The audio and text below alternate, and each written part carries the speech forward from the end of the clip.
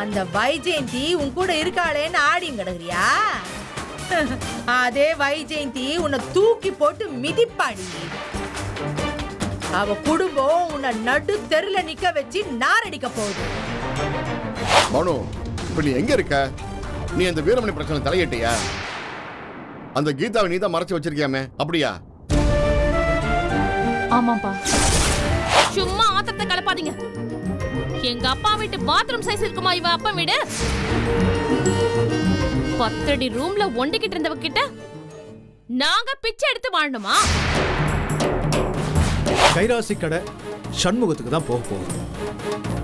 இதுலயும் யாருக்கும் எந்த ஆட்சேபனையும் இருக்காதுன்னு நினைக்கிறேன். என்னால இது ஒத்துக்க முடியாதுங்க.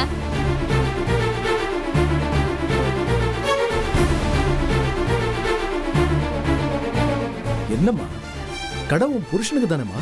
அது தாங்க ஏத்துக்க முடியாதுன்னு சொல்றேன்.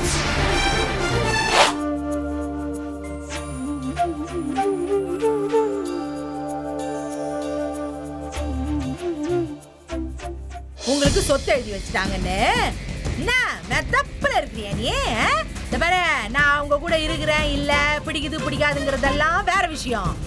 ஆனா அவங்களுக்கு துரோகம் பண்ண ஒவ்வொருத்தையும் நல்லாவே இருக்க மாட்டீங்கடி. நாசமா தாண்டி போயிடுவீங்க. அவங்க பாதாளத்துல இருந்தா கூட மலையா ஒசந்து வந்துருவாங்கடி. ஆனா இது பாரு, அந்த நேரத்துல நீங்க எல்லாம் ஒண்ணு இல்லாம போயிடுவீங்கடி. நான் அதெல்லாம் பாக்குறதுக்கு உயிரோட இருப்பனோ இருக்க மாட்டேன்றதெல்லாம் தெரியாது. ஆனா இது நடக்கும்டி. நான் இப்ப சொன்ன வார்த்தையெல்லாம் நீ நினைச்சு பாப்படி. ஆனா என் பொண்ணு மீன் அடிச்சிருக்காள, அவ சரியான ஒரு கேன கிறுக்கி. நீங்க கால விழுந்து நடிச்ச உடனே அப்படியே மன்னிச்சு ஏத்துப்பா. அதான் அவளோட இறக்க குணம். அவளுக்கு எவ்வளவு பட்டாலும் கொஞ்சம் கூட புத்தியே வராது. இந்த பாரு, நான் இப்ப சும்மா சொல்றேன்னு நினைச்சுக்காத. நான் சொல்றதெல்லாம் நிச்சயம் நடக்கும். அந்த வைஜெயந்தி உன் கூட இருக்காளேன்னு ஆடியும் கிடக்குறியா? அதே வைஜெயந்தி உன்னை தூக்கி போட்டு மிதிப்பாடி. அவ குடும்பம் உன்னை நடு தெருல நிக்க வச்சு நாரடிக்க போகுது. இதெல்லாம் நடக்கும், நடந்தே தீரும். எழுதி வச்சுக்கடி. நான் மறைக்காதடி. குழந்தைய தூக்கிங்க வந்துட்ட பெருசா.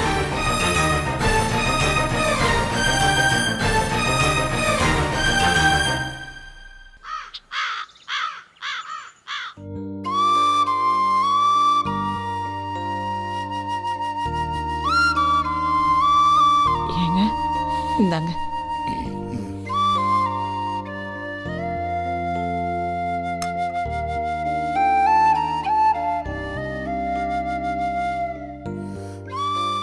ஏங்க, உங்களுக்கு முடியலன்னா டாக்டர்கிட்ட வேணா போயிட்டு வரலாமா?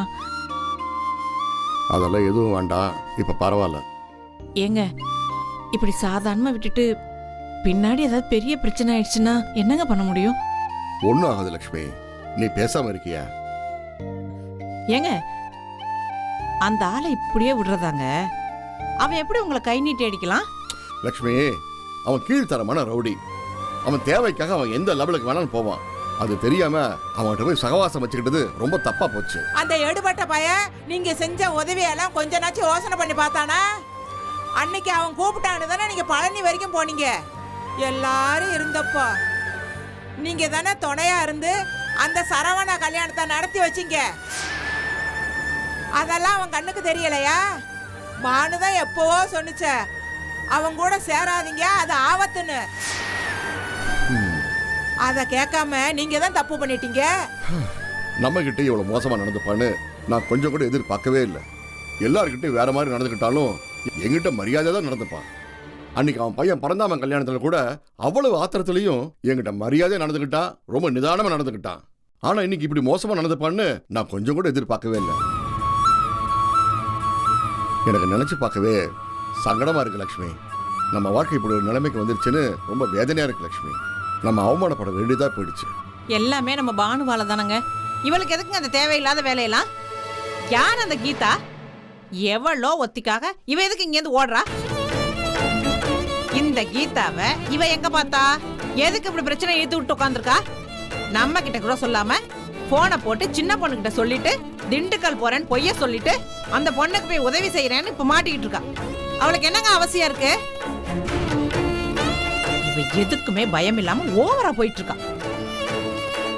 இங்க இவங்க இவ்வளவு பிரச்சனை பண்ணிட்டு இருக்காங்க, ஆனா அவ எங்கேயோ போய் தனியா உட்கார்ந்துட்டு இருக்கா. எனக்கு ஒண்ணுமே பிடிக்கலங்க. ஏய், அவசரப்பட்டு படபடன்னு பேசாத. இதுல பானு சம்பந்தப்பட்டிருக்கலான்னு நமக்கு தெரியல. அவங்க பானு கார்ல வந்து அவளை கூட்டிட்டு போயிருக்கான்னு சொன்னாங்க. பாப்போம். ஏங்க பாப்போனா எப்படிங்க? அவங்க ஏதாவது பண்ணிட்டா நாம போலீஸ்ல போய் கம்ப்ளைண்ட் கொடுத்துடலாம்.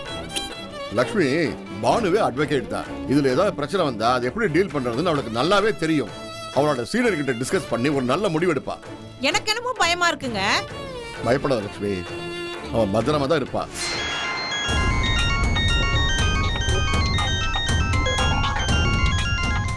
இது என்ன புது நம்பரா இருக்கு? ஹலோ ஹலோ அப்பா, பானு பேசுறேன். பானு, எங்க இருக்க? இது என்ன புது நம்பரா இருக்கு? ஆமாப்பா, என்னோட நம்பர்ல இருந்து ஃபோன் பண்ணா அதை ட்ரேஸ் பண்ணிடுவாங்க. அதனால தான் வேற நம்பர்ல இருந்து பேசுறேன். பானு, இப்ப நீ எங்க இருக்க? நீ அந்த வீரமணி பிரச்சனை தலையிட்டியா? அந்த கீதாவை நீ தான் மறைச்சு வச்சிருக்கியாமே, அப்படியா? ஆமாப்பா.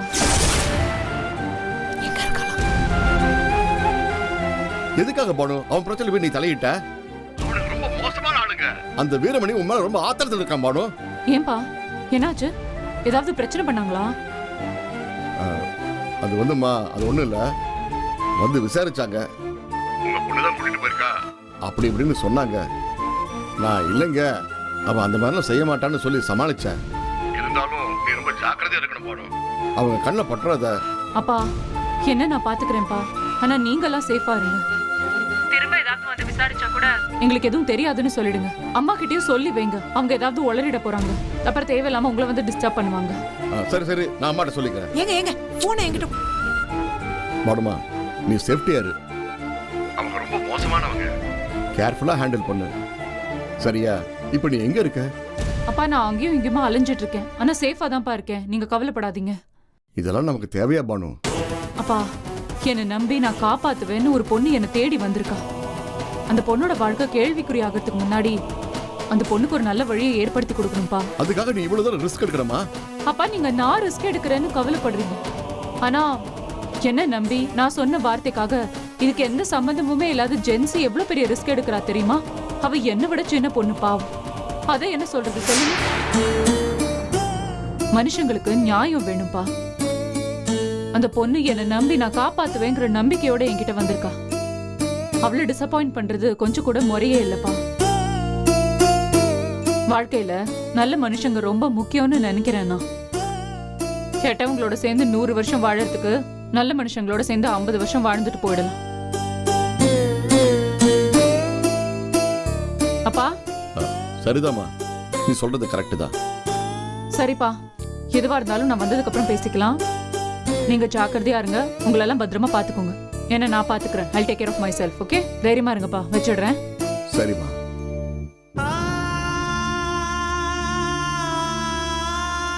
ஏங்க, அவகிட்ட நாங்க நீங்க வளவலன்னு பேசிட்டு இருக்கீங்க. பிரச்சனை எதுவும் வேண்டாம், மரியாதை வீட்டுக்கு வான்னு கண்டிச்சு சொல்றதை விட்டுட்டு அவ என்னமோ சொல்லிக்கிட்டு இருக்கா. நீ சொல்றதெல்லாம் சரிதான், நீ சொல்றதா சரிதான், நீங்களும் பேசிட்டு இருக்கீங்க. அவன் நியாயமா பேசுறான் லட்சுமி. அவ இப்ப வீட்டுக்கு வந்தா அந்த வீரமணி தான் செய்யறதுக்கு சான்ஸ் இருக்கு. அவ சட்டப்படி என்ன செய்யணுமோ அதை செஞ்சுட்டு அந்த பொண்ணை செக்யூர் பண்ணிட்டு இங்க வர்றதுதான் சரி. என்னங்க இது?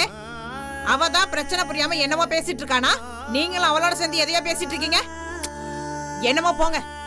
நான் சொல்றதை என்னைக்கு தான் நீங்க கேட்டிருக்கீங்க? நீங்க இவ்வளவு இடம் கொடுக்கறதுனாலதான் அவன் மேல மேல பிரச்சனையை தேடி போயிட்டே இருக்கான். எனக்கு என்னமோ பயமா இருக்குங்க. அவளை இது வரைக்கும் எதுவுமே கேட்காம விட்டதுதான் தப்பா போச்சு. கடவுள் தாங்க அவளை காப்பாத்தணும்.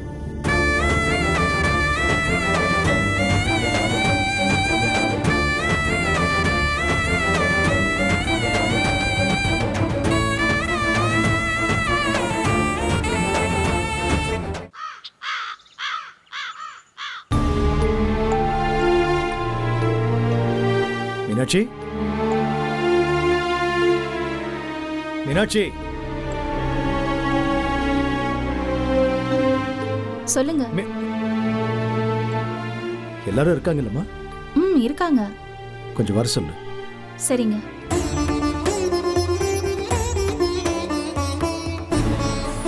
நாம ஏற்கனவே பேசின மாதிரி நீங்க எல்லாரும் அவங்கவங்க பொறுப்பை இனிமே எடுத்துக்கணும்.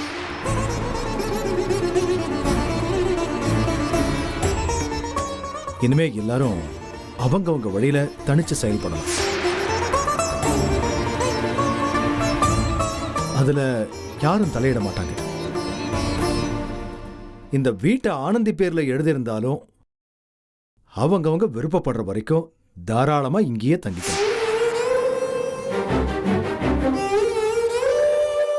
நான் சொன்னதுல ஆனந்திக்கும் ஆட்சேபனை இருக்காதுன்னு நினைக்கிறேன். ஐயோ என்ன மாமா நீங்க, அதெல்லாம் ஒண்ணுமே இல்ல.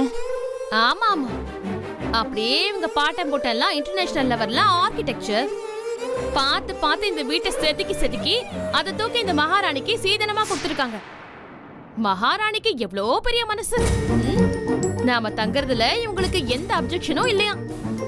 வைஜெயந்தி, அவளுக்கு இந்த வீட்டை கொடுத்ததுக்கு அப்புறம் நாம அவகிட்ட தானே கேட்டாகணும். சும்மா ஆத்திரத்தை கலப்பாதீங்க.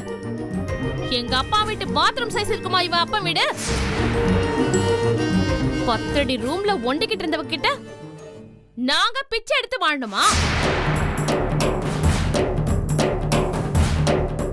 ஏங்க இவ யாருங்க இதெல்லாம் முடிவு பண்றதுக்கு? சரவணன் தானே இந்த வீட்டு வாரிசு. அவர்கிட்ட தானே நீங்க நியாயமா இந்த சொத்தை பத்தி பேசணும். சும்மா முதல்ல இருந்தே ஆரம்பிக்காத. நம்ம எல்லாத்தையும் முதல்லயே பேசியாச்சு. சரவணனுக்கும் ஆனந்திக்கும் குழந்தை இருக்கு. அந்த குழந்தை பேர்ல எல்லா சொத்தும் எழுத போறோம்னு சொல்லியாச்சு. அப்புறம் ஏன் மூச்சுக்கு 300 தடவை ஆனந்தி வீடுன்னு சொல்றீங்க? கைராசி வீடுன்னு பொதுவா சொல்ல வேண்டியதானே? சரிம்மா, நீங்க எப்படி வேணும்னாலும் வச்சுக்கங்க. இதுதான் எங்க முடிவு. அதே மாதிரி கைராசி கடை சண்முகத்துக்கு தான் போக போகுது. இதுலயும் யாருக்கும் எந்த ஆட்சேபனையும் இருக்காதுன்னு நினைக்கிறேன். என்னால இது ஒத்துக்க முடியாதுங்க.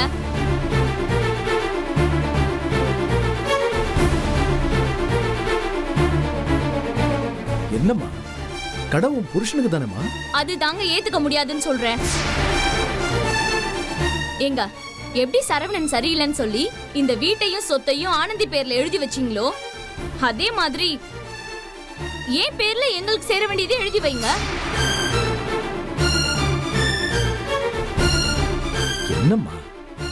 என்னம்மா சொல்ற? சரவணன் சரியில்லாதனால தானே நாங்க ஆனந்தி பேர்ல எழுதி வைக்கிறோம். ஏன் புருஷனும் தாங்க சரியில்லை.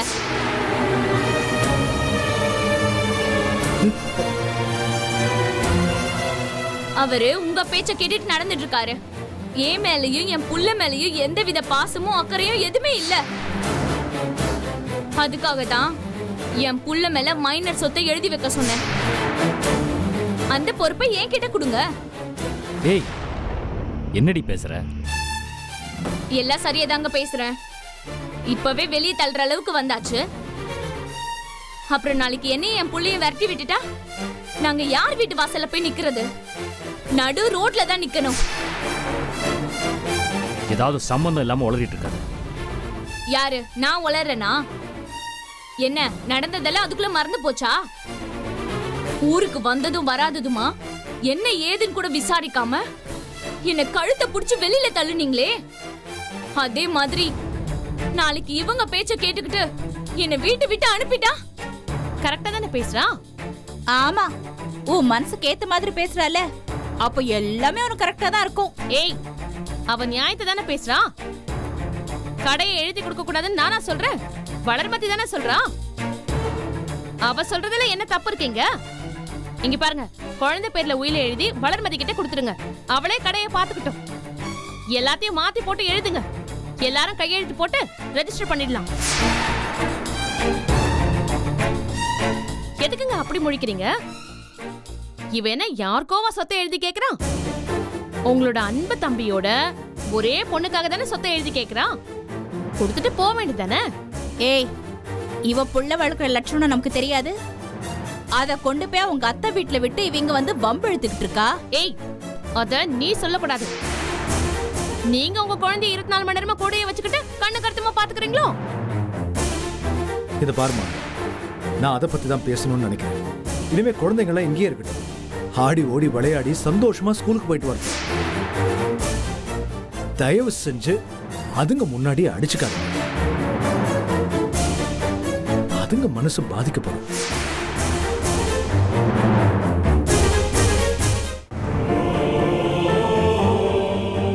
அம்மா வளர்மதி, நீ ஏதோ விதண்டாவாதத்துக்கு பேசுற மாதிரி தான் எனக்கு படுது. என்னைக்கு இருந்தாலும் சண்முகம் என்னைக்கும் சரவணன் மாதிரி இருக்க மாட்டான். அவனோட குணாதிசயம் வேற, இவன் குணாதிசயம் வேற. ரெண்டுத்தையும் ஒன்னா சேர்க்காத. இந்த நிமிஷத்துல இருந்து கடை பொறுப்பு சண்முகத்துக்கு தான். மத்தபடி யார் யாருக்கு என்னன்னு எழுதி கொடுத்துருக்கோ அதை அவங்க பொறுப்புலயே விட்டுரும். மாப்பிள்ள, அந்த வீட்டை அந்த அம்மா இன்னும் 2-3 நாள்ல காலிப்படுத்துறேன்னு சொல்லிட்டாங்க. அதுக்கப்புறம் உங்க இஷ்டப்படி நீங்க என்ன வேணாலும் பண்ணிக்கலாம். கூடி சீக்கிரமே அதை உமா பேர்ல எழுதி கொடுத்துருவோம்.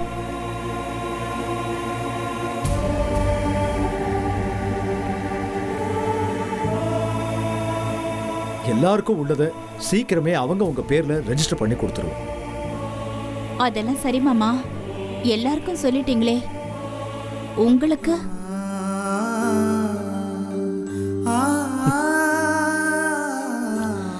அம்மா, இந்த வீட்டில் நாங்க இன்னும் கொஞ்ச நாள் இருப்போம்மா. எல்லாருக்கும் இந்த சொத்தை பிரிச்சு கொடுத்து எல்லாரும் நல்லபடியா செட்டில் ஆகிற வரைக்கும் பார்ப்போம். அண்ணே, அப்படிலாம் எதுவும் பேசாதீங்க அண்ணே. நீங்க கடை எடுத்து நடத்துங்க. இல்லப்பா, இல்ல. உங்க எல்லாருக்கும் இன்னொரு விஷயம் சொல்லணும்.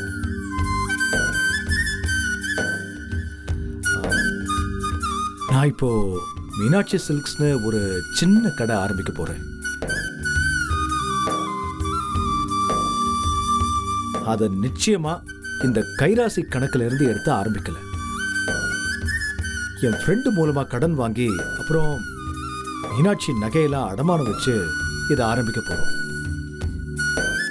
அதுக்காக நீங்க கணக்கு கேட்டா கூட நான் காமிக்க தயாரா இருக்கேன். அண்ணா, என்ன இப்படிலாம் பேசுறீங்க? இல்லப்பா, பேசித்தானே ஆகணும். என் தம்பிங்க எப்பவும் ஒரே மாதிரி இருந்திருந்தாங்கன்னா இப்படி பேச வேண்டிய அவசியமே இல்லை. ஆனா இங்க அப்படி இல்லையே. அப்படி இல்லைண்ணா. இல்ல ராஜேந்திரா, நீ இப்படியே இரு. சந்தோஷம். எல்லாரும் தனித்தனியா தொழில் தொடங்கி நல்லா போட்டி போட்டு கடுமையா உழைச்சாலும் தப்பே இல்லை.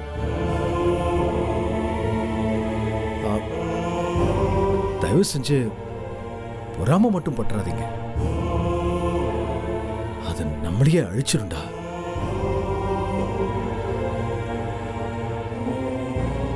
அதே மாதிரி இந்த வீட்ல எல்லாரும் இருக்கிற வரைக்கும் அடுப்பு ஒண்ணே ஒண்ணுதான், அதையும் மறந்துடாதீங்க. சரி, அப்போ எல்லாரும் அமைதியா இருக்கிறத வச்சுக்கிட்டு எல்லாருக்கும் சம்மதம்னு நான் நினைச்சுக்கிறேன். அப்படியே உங்களுக்கு ஏதாவது ஆட்சேபனை இருந்தா கூட இதுதான் என் முடிவு.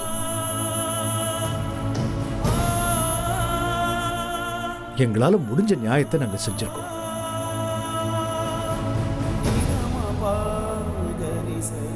சண்முகம், இனிமே கைராசி கடைக்கு நான் கஸ்டமரா தான் வருவேனே தவிர கடைக்கு சம்பந்தப்பட்டவனா வரமாட்டேன்.